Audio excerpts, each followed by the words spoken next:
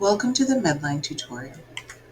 By the end of this tutorial, you'll understand what Medline is, when to use it, and how to perform advanced searches effectively. A quick disclaimer: to fully understand the topic of this video, it would be best if you have already watched these other tutorials. This video may be hard to follow if you don't already understand the basics. They are all only 5 minutes. Medline is the largest subset of PubMed. By itself, it's a biomedical citation database with over 29 million citations from 5,600 carefully selected journals. The key difference: Medline journals are purposefully selected by committee based on content quality and importance, making them a bit more trustworthy than some of the journals on PubMed. You're going to want to use Medline when asking background questions or at the beginning of your research. I also really like Medline's interface. I find it a little easier to follow along with the search I'm doing because of the way Medline is laid out. And true, that's totally a personal preference, but I'll show you what I mean when we get to the demo. There are multiple ways to search Medline, but because as student doctors and not librarians, I don't think you really need to know all 6, I'm going to show you how to get the most out of the advanced search method. To take us through the database, I think it'll be easiest if we have a specific topic and scenario in mind. So for example, we're going to compare yoga to traditional exercise and see which is more effective at reducing the risk of heart attack. And from that scenario, we have our PICO question, and from the PICO question, we pull out our PICO terms, which we're going to use to find our mesh terms in the database. All right, we get to Medline through the library's website, medical databases and e-resources, and Medline. And that's going to take us to their landing page. Now the first thing to remember is that it's automatically going to start off on the advanced search. If you want to search using any other method, you're going to have to change it by clicking one of the links here at the top of the box. We're going to take our first keyword, which was heart attack, and plug it into the search bar. And the first thing it's going to do is map our keyword to possible mesh terms. So in this case, we go straight to the term myocardial infarction and an option of using it as just a keyword. We're going to go with myocardial infarction, and now we're going to choose our subheadings. Subheadings are used to modify a term or add a role. They restrict the focus of a search.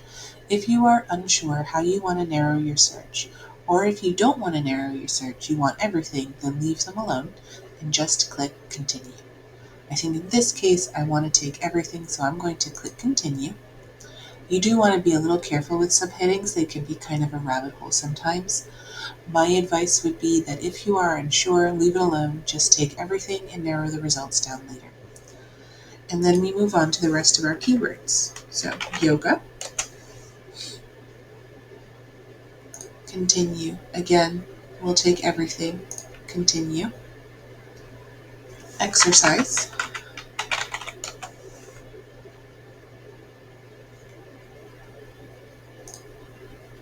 and again, I don't see any subheadings that I would want to take, so continue. And then finally, risk.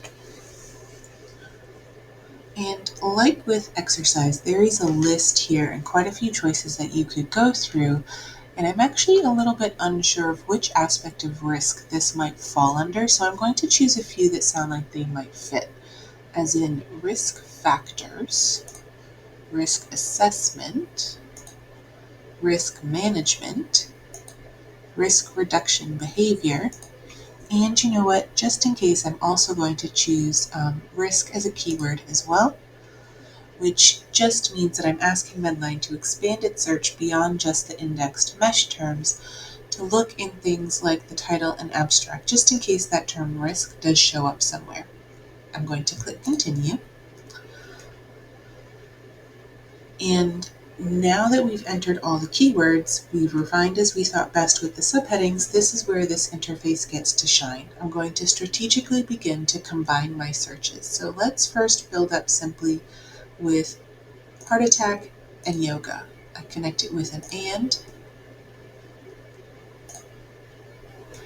We could also do heart attack and exercise connected with an and. Heart attack, exercise, and risk.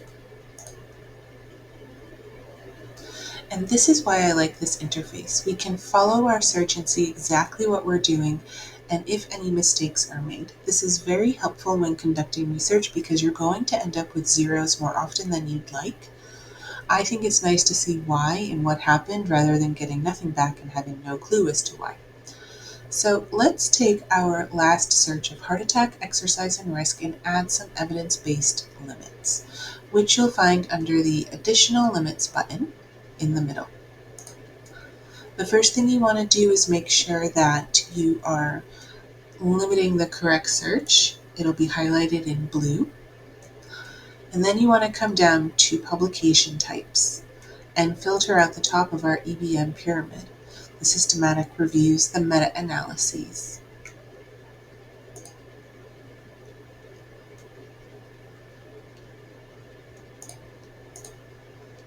And then limit a search.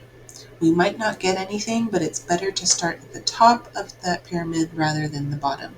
And we are left with 17 results, which is great. Then we can apply any arbitrary filters that we need to, such as publication year. Once you've applied your limits and filters, you can do a couple of things with this results list. You can come up to the top and under the More drop-down, you can save, edit, create an alert, or remove a search. Then you can print, email, export, or save from here at the very top of the results list. Within each citation, you can view the abstract. You can also copy a citation, save it into a projects folder, or annotate the citation, though you will need to create an account for the annotation in the My Projects feature. And then over here on the right, you can look at the complete reference, find similar articles, follow the citation chain, and link out to the full text. And that is advanced searching in Medline. I hope that was easy to follow and understand, but if you still have questions, please do not hesitate to contact either of the librarians. We'll be happy to help. Thank you.